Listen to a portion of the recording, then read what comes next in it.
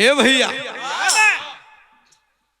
आप लोगों के सामने एक बड़ा सुंदर बिरहा हम गायक सुरेंद्र यादव मिर्जापुरी एंड साथियों के साथ, आशा न पूर्ण विश्वास बाकी आप लोग पसंद करी हैं। 4 लाइन भूमिका का अंदाज कभी लिखलन बाबू।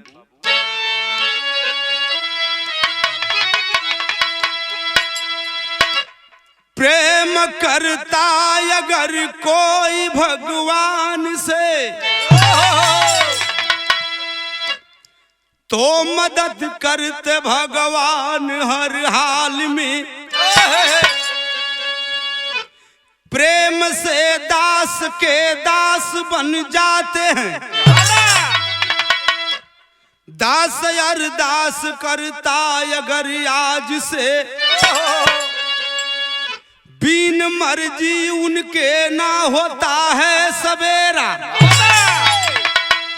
भक्त के दिल में भगवान करते बसेरा।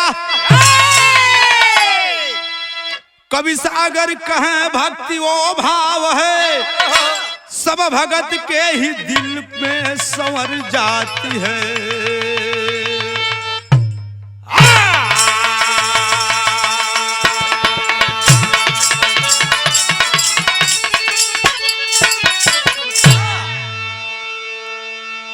ए बाबू, भक्त की भक्ति क्या हुआ करती है? कवि का लेखनी संकेत करत बा कव्वाली का टुकड़ा लगल मास्टर, गजल का अंदाज बा।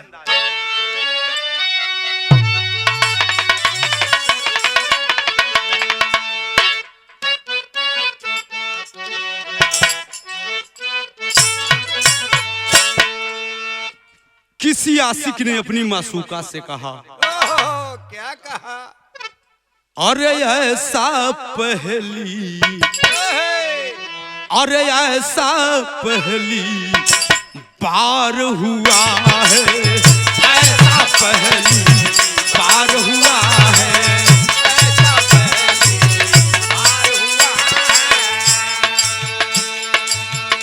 ऐसा पहली बार हुआ है,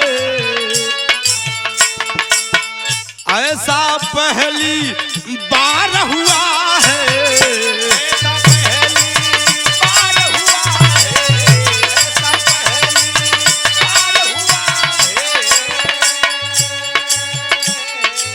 अरे ऐसा पहली बार हुआ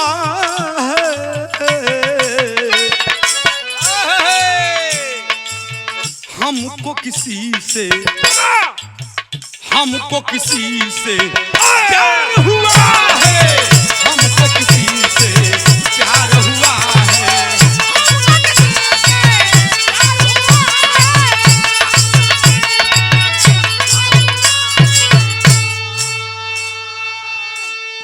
हमको किसी से प्यार हुआ। गजल का अंदाज हो, बिरहा में कभी कितना सुंदर भाव लिखले हूं। कैसे मास्टर?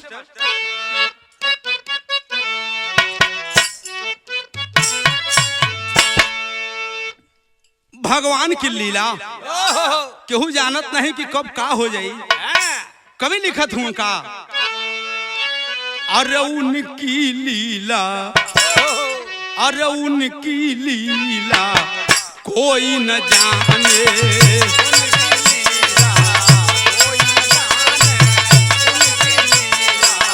अरे जियो।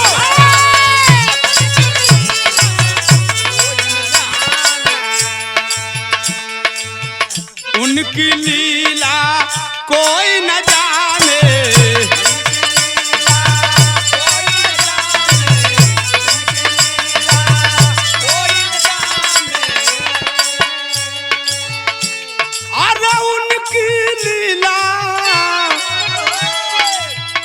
कोई न जाने, पास जो उनके, पास जो उनके वो पहचाने, पास जो उनके वो पहचाने।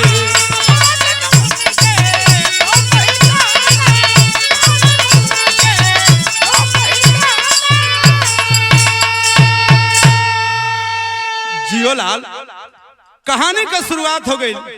सैर का लाइन बा मास्टर।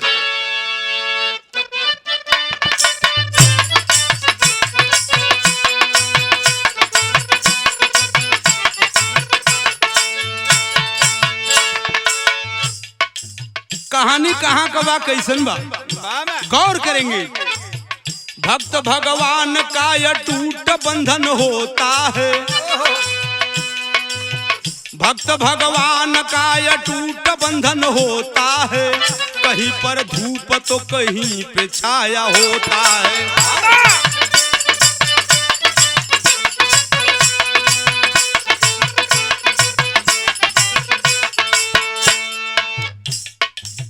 चाहे खाई होगी या बर्फ की ऊंचाई पर, चाहे खाई होगी या बर्फ की ऊंचाई पर, ध्यान देते हैं भगवान भक्त की परछाई पे।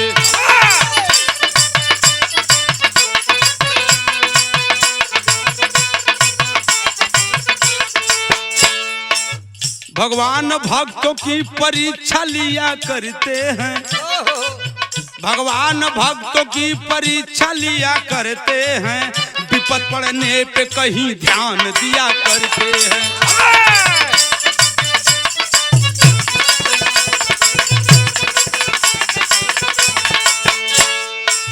भक्त की भक्ति का भोला तुरंत गुणगान करे, भक्त की भक्ति का भोला तुरंत गुणगान करे, परीक्षा लेने सोमदेव के मकान चले।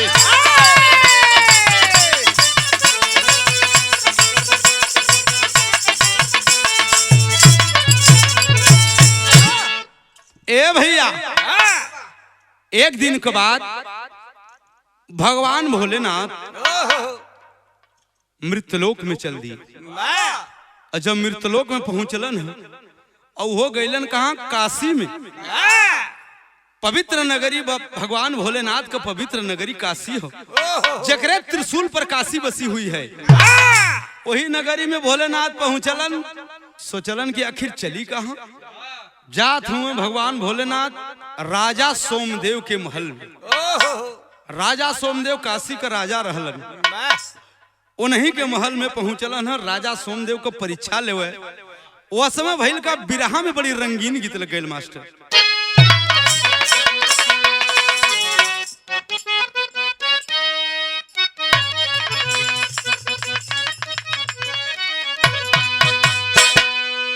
तार नरिया रवा कबारी ऊपर श्याम गेदा लगाई द। अलग अलग जिला का अलग अलग मेहरारू गवली, सब बलिया के दुआबा क्षेत्र में जाई बात तो वहां का मेहरारू गवली। सैया बदल बलू जाहो, अरे सैया बदल बलू जाए हो, चुनरिया का बूटी न बदले।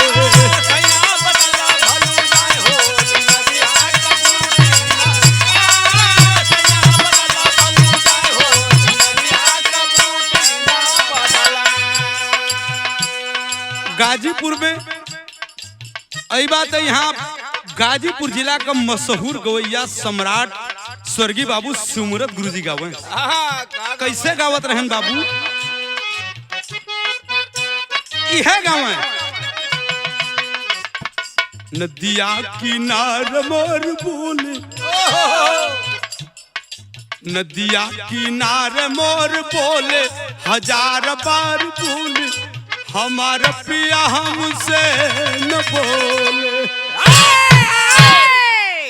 तमाम प्रकार के ये गीत हर जिला में गवाली। माता बहन लोग अपने अपने भाषा में गावली, लेकिन विरहा के अंदर कभी भाव लिखलन।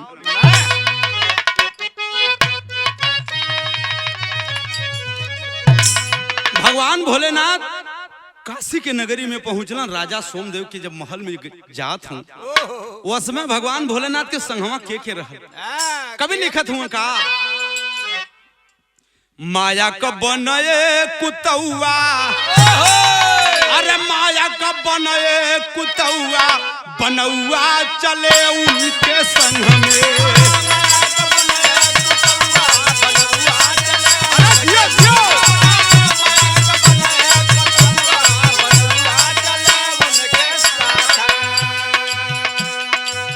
भगवान भोलेनाथ माया का 100 कुत्ता ले लन और लेके आगे आगे अपना शिकारी के रूप बना ले हलन, पीछे पीछे 100 कुत्ता। जब जाए लगलन है राजा सोमदेव के महल में, वह समय बहल हो का मास्टर।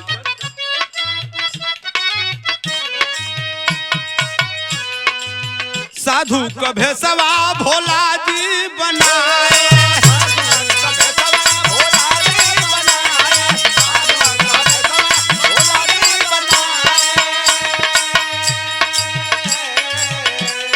भगवान भोलेनाथ साधु वाला गेरुआ कपड़ा, हाथ में धनुष बाण लेके चले लगलन है राजा सोमदेव के महल में, पीछे पीछे 100 कुत्ता जात हुन। वह समय लिखे के पड़ल का,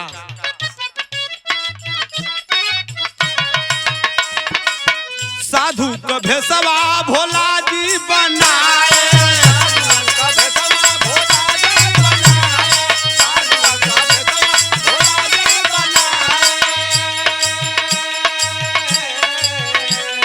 धीरे धीरे काशी के बीच नियर आए, धीरे धीरे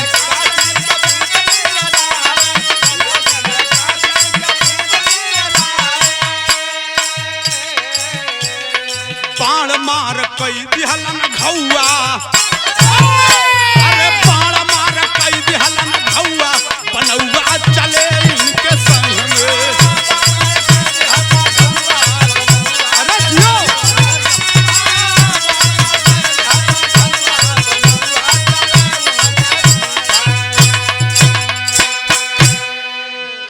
ए बाबू, राजा सोमदेव के महलिया में जब पहुंचलन भगवान भोलेनाथ, साधु का वेश बना के शिकारी वाला हाथ में धनुष बाण उठौलन, और जब आगे बढ़े लगलन है राजा सोमदेव के महल में, तब का दिखलन, एक बड़ी सुंदर फुलवारी, वही फुलवारी में सुमन तोड़ रहा एक बालक। शिकारी देखा, कल सरे यार 100 दिना का हमारी कुत्ता कुल भूखायल हूँ, इन्हन के भोजन चाहत बा, अगर भोजन ना मिली तो मर जी है हमारे कुत्ता। भगवान भोलेनाथ शिकारी के भेष में देखलन तो एक लड़का फूल तोड़त बा, अब फूल तोड़त बा, शिकार समझ के शिकारी बाण चला दे। जौने समय वो लड़का के करेजवा में बाण लगल बा, वो लड़का छटिया था, रोवत धरतिया पे गिर के। वह समय भैल का बिरहा में इलाहाबाद का बड़ी मशहूर गीत लग गई।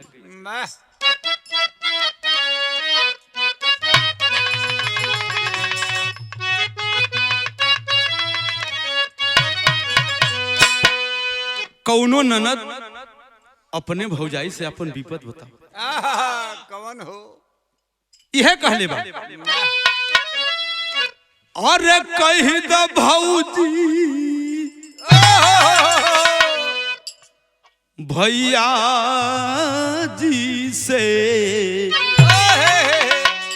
अरे कही द भौजी भैया जी से, दे तन गावनावा हो,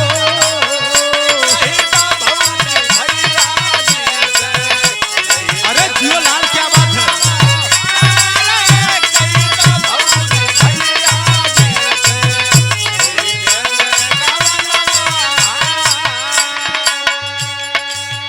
और क्या कहे, नहीं चाही कछरी कुंडा, अरे ना चाही गहनवारा,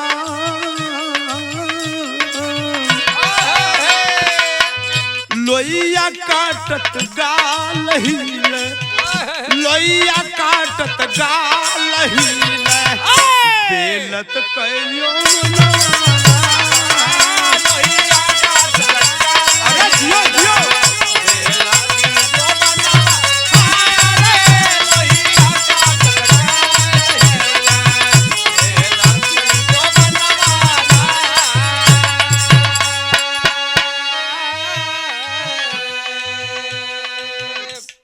बिरहा के अंदर कवि के लेखनी संकेत करत बा, जोने समय लड़का के बाण लगल, ए बाबू धरतिया पे गिर के छपटियात बा रोवत बा। कहलस अरे बाबू कौने कसूर हमके ई तू बाण मार देहला, कहाँ का रहे वाला बाटा। लड़कवा रोवत बा छपटियात बा बाबू। उसमें कहले बा का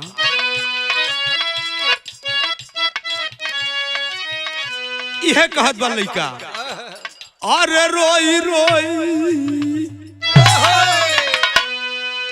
कहे रे लगल, अरे रोई रोई कहे लागल राजा का लाला नावा हो।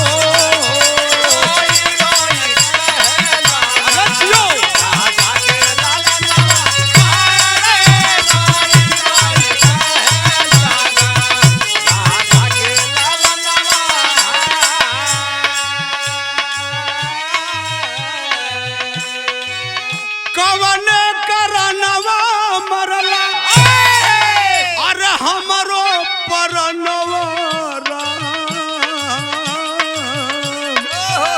रोई रोई कहे लागल, रोई रोई कहे लागल राजा का लालनवा हो।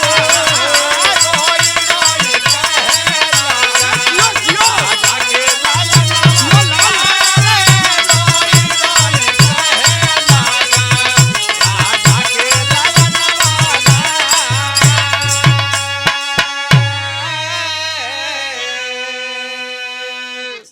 ए बाबू लड़का रोवत हो, जमीन पे छपटियात हो, लहू लुहान हो।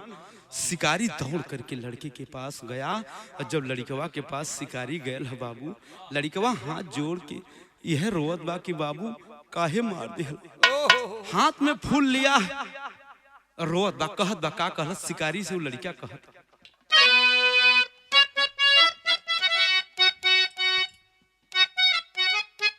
आय हाय यह कहता काहे बदरूठ गईला हमारा पे विधाना, काहे बदरूठ गईला हमारा पे विधाना, रे काहे बदरूठ गईला हमारा पे विधाना। बनवा चला के भगवान कैला तू ही ठीक ना, बनवा चला के भगवान कैला ठीक ना। अरे जियो बनवा चला के भगवान तू ही ठीक ना। फूलवा चढ़ावे के बा, फूलवा चढ़ावे के बा शिव के चरणवा।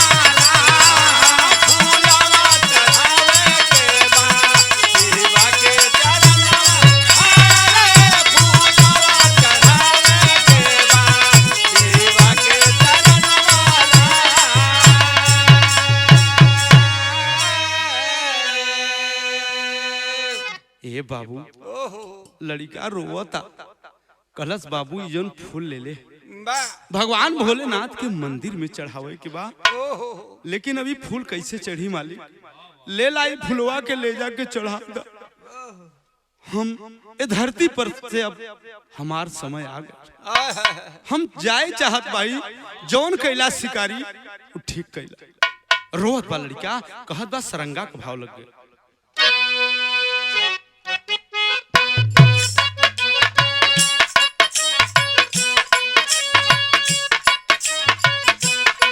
जियो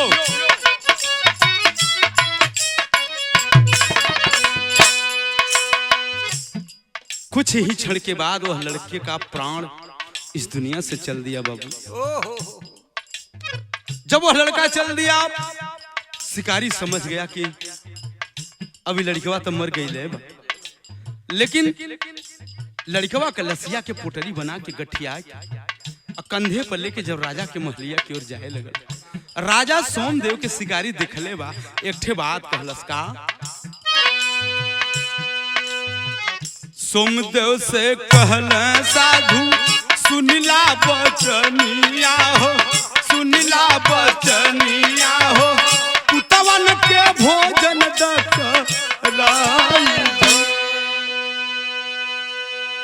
राजा सोमदेव के महल में गईलन।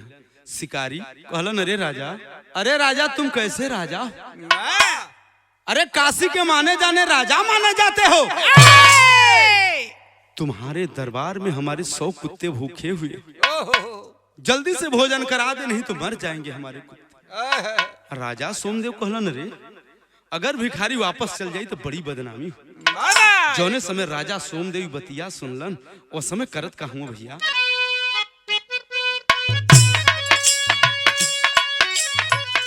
यह कहलन, कई दिन से खैले बिना तड़प परनवा हो, तड़प परनवा हो, एही से अइली तोहरे द्वार।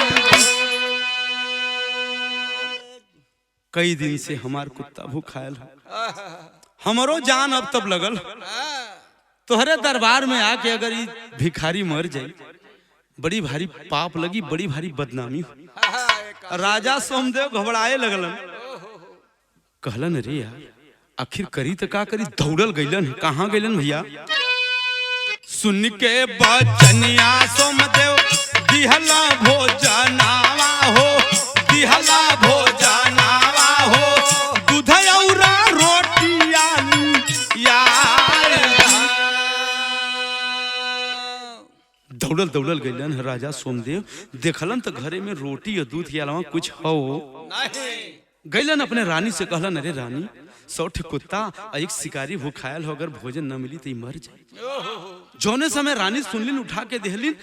राजा सोमदेव जो लेके अलन हो शिकारी के सामने, शिकारी राजा से एक बात कहलस। राजा बड़ा अचंभित हो गईलन। वो बात कौन हो?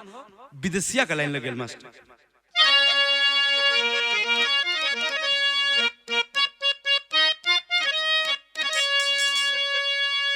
भोजन पकाए राजा और रखल भवनवा हो, कह साधु बाबा से तू कैला भोजनवा। घरे में पकायल भोजन रखल, साधु के सामने जब ले ले राजा, वो साधु फटकार दिया। फटकार के बोला वह साधु, का कहलस बाबू? वही लाइन से,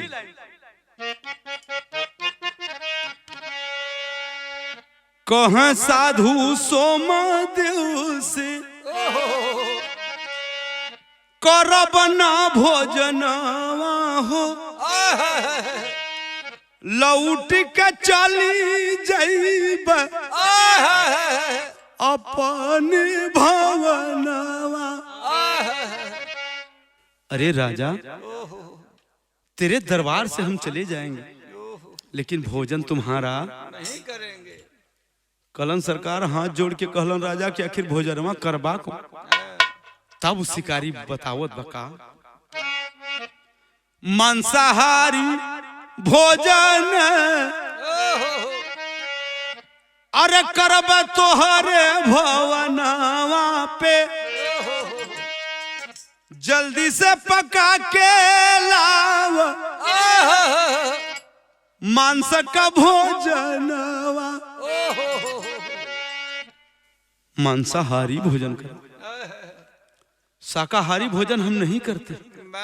आई न हमार कुत्ता शाकाहारी करिए, यहो मांसाहारी भोजन करी। राजा घबरा गईलन, कहलन सरकार आखिर ये मांसाहारी भोजन मिली का? जौने समय मांसाहारी का नाव सोमदेव राजा लेहलन, वही समय शिकारी गठरी के उठा के फेंक दे।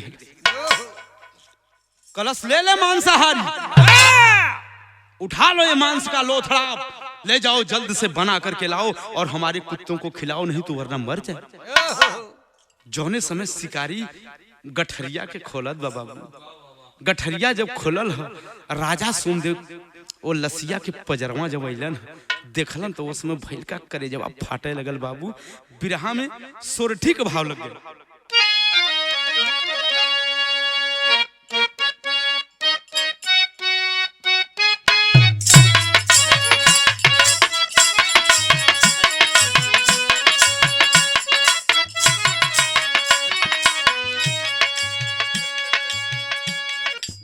गीत बड़ी पुरान है। ओहो जौने समय राजा भरथरी हाँ जोग रमौलन, वाह वह समय के गीत हो, बड़ी पुरान गीत हो, तमाम गवैया के गौले होंगे। लेकिन कहना वाका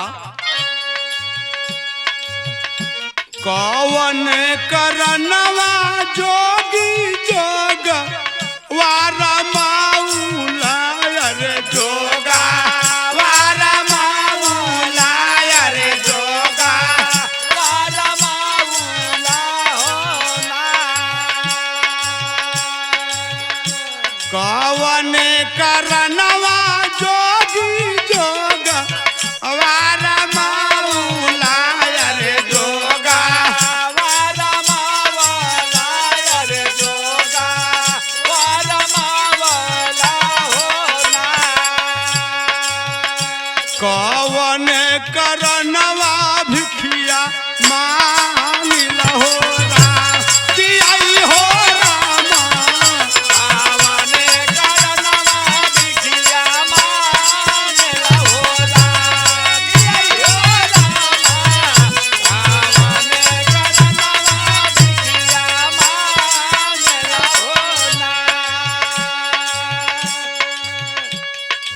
यही के ओहो उत्तर गांव में लोग कैसे नारी के करनवा भरथरी बानी गैला जोगिया रे बानी गैला जोगिया हो बानी गैला जोगिया होला पेटवा के करनवा भिखिया मांगल हो राम कि आई हो रामा तवा के करनवा अरे जियो जियो मांगला होला आई हो रामा तवा के करनवा बिखिया मांगला होला ए बाबू ओहो जौने समय शिकारी गठरी फेंकले बा राजा खोल के देखो ओहो करे जवाब फाटे लगल रोए लगल का रोत हूँ भैया छोड़ा त गठरिया सोमदेव बिहा रे लछातिया रे बिहा रे लछातिया रे बिहार लछातिया होना छोड़ा त गठरिया सोमदेव बिहा रे लछातिया रे बिहा रे लछातिया हो आँखिया से बह जाला धारन होला कि आई हो रामा आखिया से बहल धारन होला आई हो रामा आखिया से बहल धारन होला आँख से आंसू राजा के गिरे लगल रोए लगल ओहो कहलन रे शिकारी ये हमरे बेटवा का लाश कहाँ पौला रोवत हूँ राजा सोमदेव शिकारी के सामने कहलन है का राजा सोमदेव घबरा गए हाथ जोड़ साधु जी से कहा लना बचानी आया रे कहा ला बचानी आयर कहा ला बचानी होना हाथ जोड़ साधु जी से कहा लना बचानी आयर कहा लना बचानी आहो कह बाबा पतिया के फारन हो रहा कि आई हो रामा काहे बाबा बातियन के फारन होला आई हो रामा काहे बाबा बातियन के फारन होला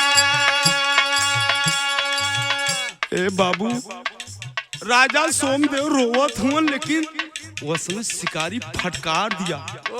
कलश अरे राजा, कैसे राजा हो तुम? अरे काशी के माने जाने राजा माने जाते हो, और सौठे हमार कुत्ता मरत हुआ, हम मरत है तो के हमन के चिंता नहीं बा, तू अपने बेटवा के खातिर रोवत हुआ। वह समय राजा अंतिम लाइन में कहत हो का,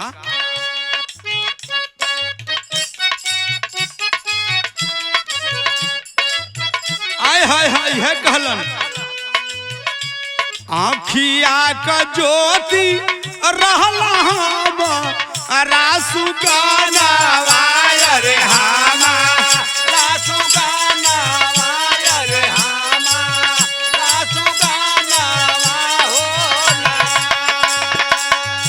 आँखिया का ज्योति रहला रेसु गाना वायर हामा, रेसु गाना होना।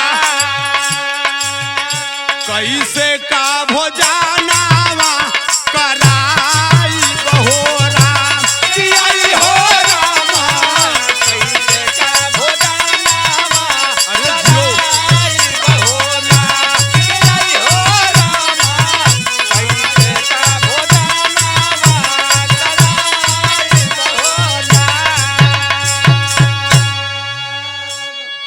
ए बाबू, राजा सोमदेव एकदम मजबूर हो गए। शिकारी कहत बा कि अगर राजा भोजन ना करेबा तो वापस चल जाई, लेकिन तहरे दरवाजे भोजन ना कर, अगर करब तो मांसाहारी। राजा सोमदेव आंसू आंख से गिरत है जैसे गंगा का धारा रोत हूँ, लेकिन मजबूर हुआ। जब लसिया के उठौलन, वह समय एक ठे बात शिकारी से कहलन राजा सोमदेव। का कहलन बाबू? तेरी का लाइन लग गई।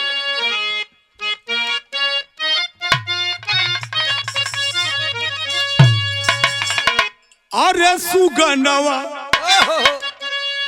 कैसे छोड़ल पिजड़ा,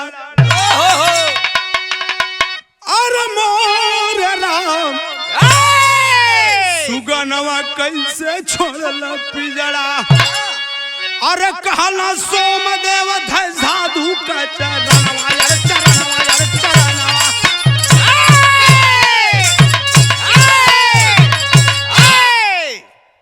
कहला सोमदेव धै साधु के चरणवा, सुगनवा कैसे छोड़लम पिजड़ा। पैर पकड़ लेलन राजा सोमदेव साधु। कहलन बाबू हमार लड़कवा मरल कैसे, बता दा। वह समय साधु और शिकारी अवाक हो जाता है। शिकारी के दिल द्रवित हो गए। कलश राजा का बताई लड़कवा तोहर कैसे मरायल, बड़ी धोखा हो गई। जौने समय शिकारी बतिया कहलस, तबले उनका कुत्ता कुल मोह बावे लगे। कल राजा पूछा मत, पहले हमरे कुत्तवन का व्यवस्था कर। ये हमार कुत्तवा कुल मरत हो खाए बिना। वह समय भइल का मतारी जब सुन ले बा बेटवा का ये हालत बाबू, वह समय रोवादा प्रमाण पहपट में मिलत।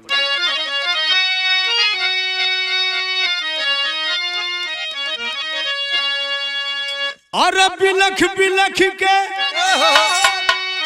रोवल मतरिया छाती फाटल, अरे बिलख बिलख के रोवल मतरिया छाती फाटल, सोमदेव के आँखी का पुतरिया छाती फाटल। सोमदेव राजा रोवत। मतारी जो 9 महीना बचवा के अपने कोख में ले ले, कैसे संतोष करी हो। रोवत बा मतारी जैसे वज्र गिर गया। का रोवत बा? और पाल पोस के बड़ा बनवली, तनिको दर्द न आई हो।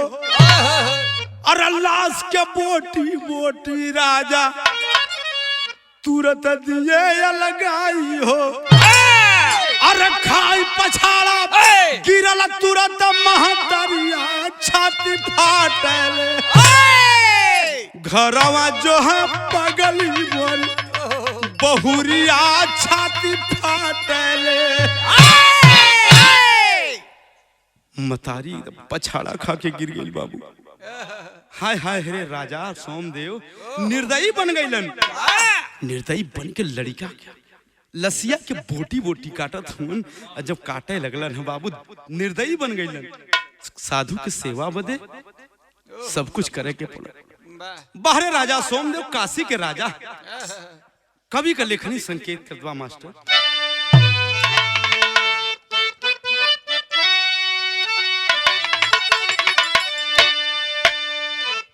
हाय राम हाय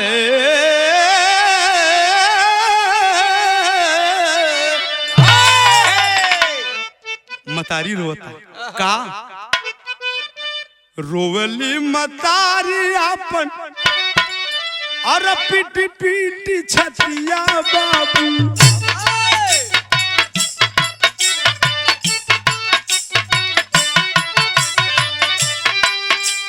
अरे अखिया हो गईली सवन में कधारी।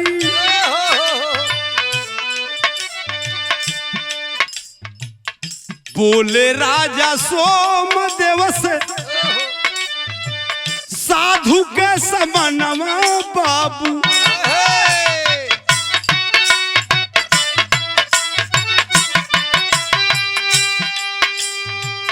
लिहला परीक्षा साधु भेसवे बनाई। सोमदेव राजा रखला छाती पर पत्थरवा भैया। सोमदेव राजा रखला छाती पर पत्थरवा भैया। सोमदेव राजा रखला छाती पर पत्थरवा भैया। बेटवा के बोटी बोटी दिहलनया लगा।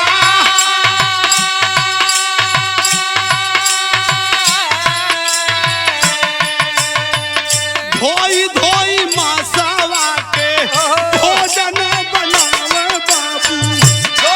अरे जियो भोजन बनवला बाबू। धोई धोई मासवा के भोजन बनवला बाबू। दिहल वही थाली में भोजन रे लगा।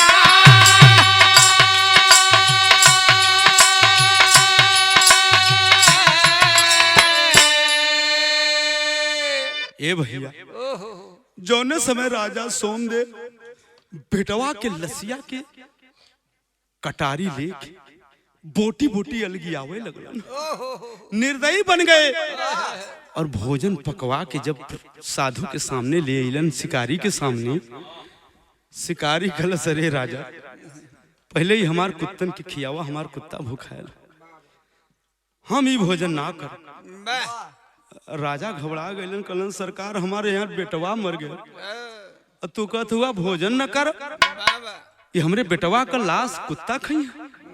राजा घबराए लगे, रोवत हूँ आंसू एकदम रुकत नहीं। लेकिन धन्य है प्रभु बाहर मालिक परीक्षा लेवे चलो हुआ भक्त का। वह समय राजा सोमदेव बड़ी जोर से चिंगाड़ मार के राजा सोमदेव इस साधु के सामने कहलन। का कहलन मास्टर?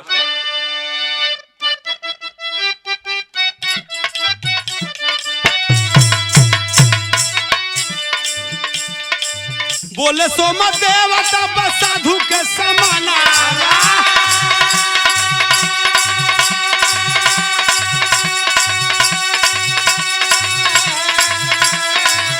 भैया बोले सोमदेव तब साधु के समाना।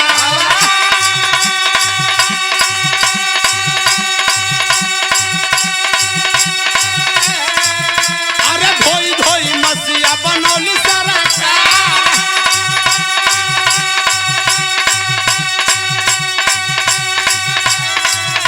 अरे अब कैसन भोजन कराई तोहरा के।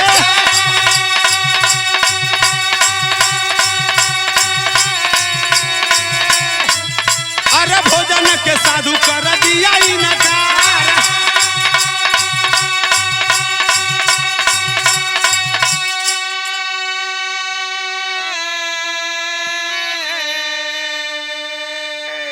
हे बाबू साधु भोजन को इनकार कर दिया।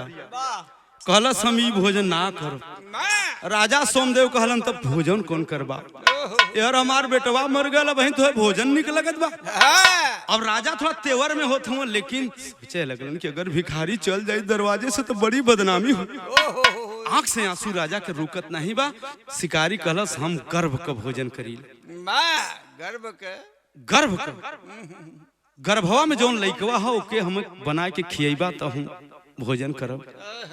राजा सोमदेव कहलन एक लड़का तो मर गए, दूसर का लड़का रानी के गर्भ में 6 महीना का। बड़ा मजबूर हो गए। राजा कहला अब तो एक ठे तो मरी गए, अभी दूसर का बारी अगल। जल्लादन से बोला कि राजा गर्भ चिरवौलन।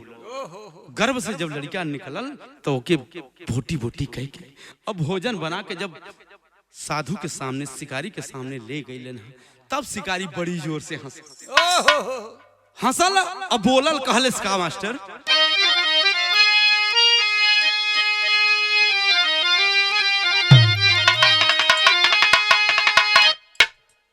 अरे बोले साधु बेटा के अरे बोलावा संघवा अरे तब करब हम भोजनवा राजा के संघवा।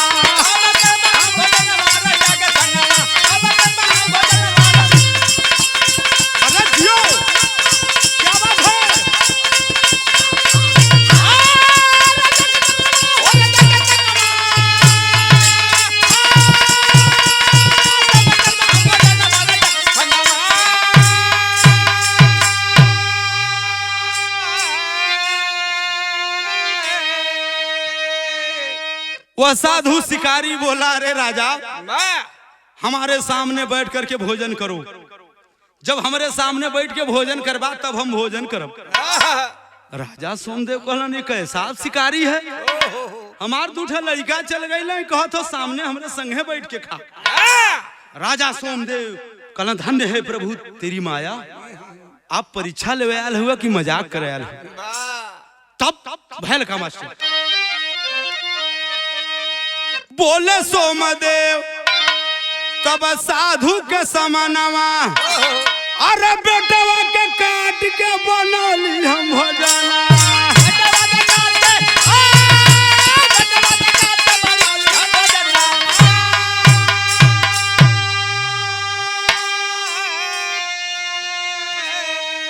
अरे अब कौन बेटा के बोलाई संघवा अरे तब करब हम भोजनवा राजा के संग।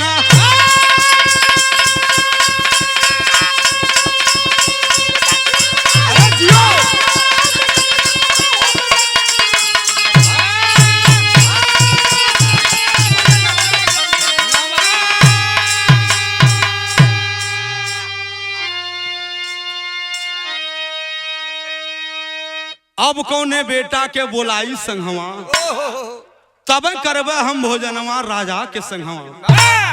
कहलन सरकार दूठे तो खा गईला आप के बोलाई, अब जौन करे खो जल्दी करा। वह समय राजा सोमदेव के सामने भगवान भोलेनाथ प्रकट भइले न, अपने रूप में अइलन ह। डम डम डम डम डम डम डमरू बजे लगल। मृगछाला लिए देखलन राजा सोमदेव कहलन अरे ये कि साधु शिकारी लेकिन सामने देखा तो भगवान भोलेनाथ।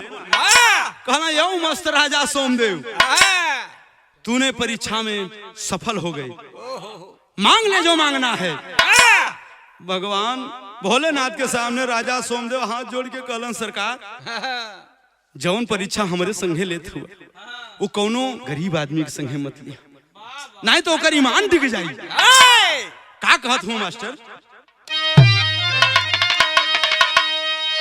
प्रगट भोलेनाथ भगवान तेहि छनवा अरे तिनहु के दिहल तब हरि दर्शनवा।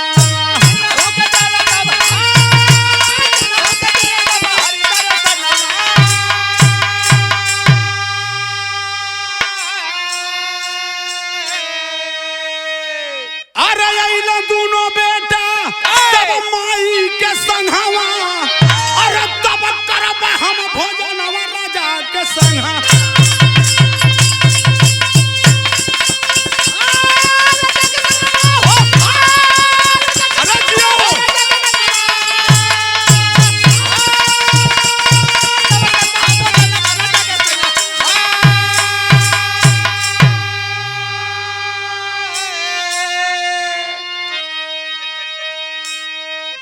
राजा सोमदेव परीक्षा में सफल हुए। हाँ। भगवान भोलेनाथ कलम मांग लो राजा, कहलन अब का मांगी। ओहो। जौन देवे के रहल तौन दे देहला, हमार दोनों लड़का आ गइलन, हाँ। इससे बड़ा हमके आशीर्वाद भगवान कुछ न चाहिए। हाँ। भगवान भोलेनाथ के प्रणाम कैलन है राजा सोमदेव, और भगवान भोलेनाथ अंतर ध्यान हो गए। हाँ। भैल का मास्टर चले गए। भगवान भोलेनाथ आशीर्वाद दे के खुशी खुशी से परिवार राजा सोमदेव के जिए जा गए। ओहो। अंतिम लाइन में कहना बा, गुरु बिहारी गुरु गणेश गुरु रामलाल मोर पावन, स्वर्ग बसे चंद्रिका कवि के लागे लगी सुहावन। सुगनवा कैसे छोड़ल पिंजरा, सुगनवा कैसे छोड़ल पिंजरा, सुरेंद्र विजय सागर का धोमिल भइल